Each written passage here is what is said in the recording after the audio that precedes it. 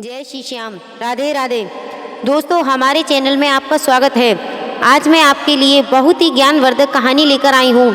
तो ऐसी ही और वीडियो देखने के लिए हमारे चैनल को सब्सक्राइब करें। तो आपका समय ज़्यादा न लेते हुए हम आज का प्रसंग शुरू करते हैं।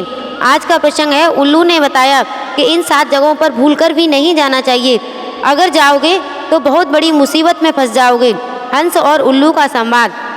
एक बार की बात है, एक हंस और एक हंसनी भ्रमण करने के लिए निकल कई सुंदर सुंदर स्थानों पर घूमते हुए वे एक सुनसान स्थान पर आ पहुँचे। वहाँ कोई सरोवर तो था नहीं, इसलिए उन्होंने सोचा क्यों न रात इसी वृक्ष पर व्यतीत कर ली जाए। हंसनी ने उबड़ खाबड़ स्थान को देखकर हंस से कहा, अजी सुनते हो, हम लोग कहाँ इस उबड़ खाबड़ स्थान पर आ पहुँचे हैं। मुझे तो यहाँ पर डर लग रहा है, कहीं मेरे साथ कोई अनहोनी न हो जाए।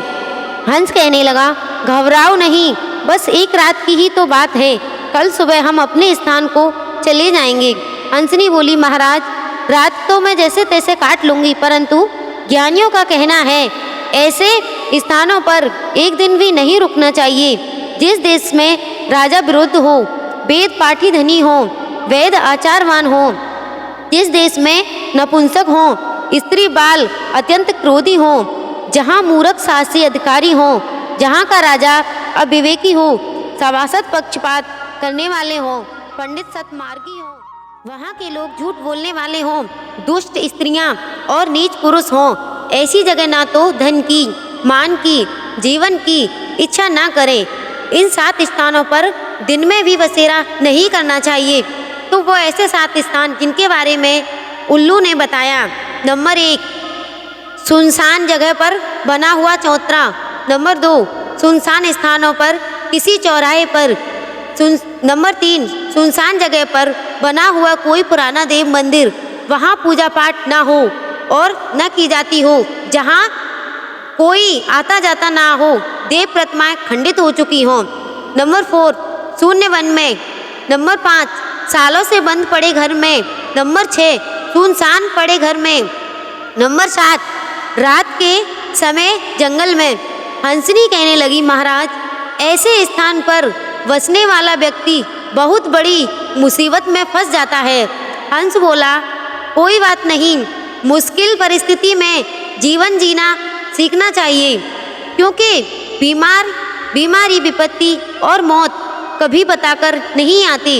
इस तरह बातचीत करते हुए हंस और हंसनी रात व्यतीत करने के लिए उसी वृक्ष पर बैठ गए। संयोग से वहाँ पर एक उल्लू भी बैठा था। तो हंसनी और जो रात से हूँ की आवाज़ करने लगा, तो हंसनी बोली, महाराज, यहाँ तो एक उल्लू बैठा है, वह उल्लू बड़ी तेज हूँ कर रहा है। मुझे तो यहाँ नींद भी नहीं आएगी और ये इतनी तेज चिल्ला रहा है कि लगता है हम रात में सो भी नहीं पाएंगे। हंस कहने लगा, भाग्यवान, रात भर की ही तो बात है, जैसे भी हो काट लो। माता सीता ने तो 1 वर्ष तक रावण के यहाँ बिना खाए बिना सोए व्यतीत किया था। रोज रोज वो रावण आकर उनको धमकाता था और फिर भी उससे भयभीत नहीं होती थी। तुम्हें तो सिर्फ इस उल्लू की आवाज़ ही रात को सुननी है, सुन लो जैसे भी हो। हंस बोला, प्रिय, इसीलिए ये इलाका वीरान हो गया है, क्योंकि यहाँ पर बहुत सारे उल्लू रहते हैं। मित्रों, वह उल्लू उन लोगों की बात सुन रहा था। उसने मन बना लिया कि कल मैं इस हंस को अपनी औकात बता दूंगा कि एक उल्लू का अपमान करने का फल क्या होता है। अब जब सवेरा हुआ तो उल्लू हंस से बोला, अरे हंस भाई, मेरे कारण आपकी रात ठीक से नहीं कट पाई। तुम्हें जो कष्ट हुआ है उसके लिए मुझे माफ़ कर दो। हंस बोला, कोई बात नहीं भाई, हमारी रात कट गई, यही बहुत है। छोटी मोटी तकलीफ़ें तो जीवन में आती रहती हैं और उनकी आदत भी रखनी चाहिए। इतना कहकर हंस अपनी पत्नी को लेकर जब जाने लगा तो उल्लू ने हंस का रास्ता रोक लिया और कहा, अरे हंस भाई, आप तो चोर निकले, आप तो रात को क्या बितानी दी, तो आप तो मेरी पत्नी को ही लेकर जाने लगे। उल्लू की बात सुनकर हंस के होश हवा हो गए। और कहने लगा, आपकी पत्नी? ये तो मेरी पत्नी है, यह उल्लू की नहीं है, ये तो हंसनी है। उल्लू ने कहा, वाह जी वाह, रात क्या बिताई, आप तो अब मेरी जाति पर भी अपना अधिकार जमाने लगे। अब तो दोनों में झगड़ा होने लगा और बात बहुत आगे बढ़ गई। उल्लू ने पंचायत बिठा दी, पंच 20 आ गए और पंच लोग सारे उल्लू ही थे, अन्य पक्षी कोई नहीं था। और वह बोले, अरे भाई लोग, तुम किस बात पर झगड़ा कर रहे हो?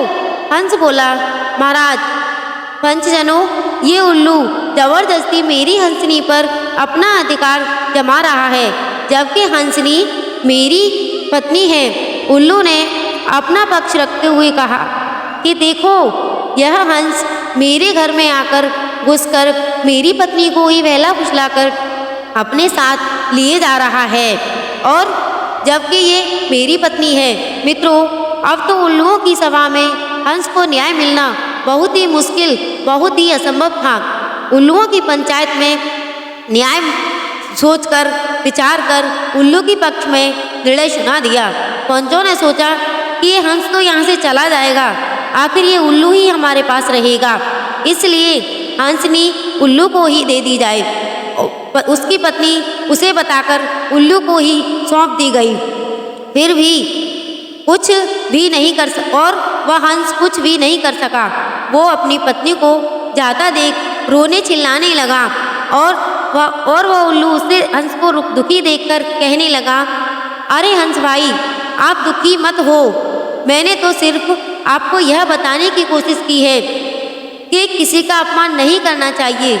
यदि किसी विपत्ति में फंस जाओ, उसे बिना किसी भय के निकाल देना चाहिए।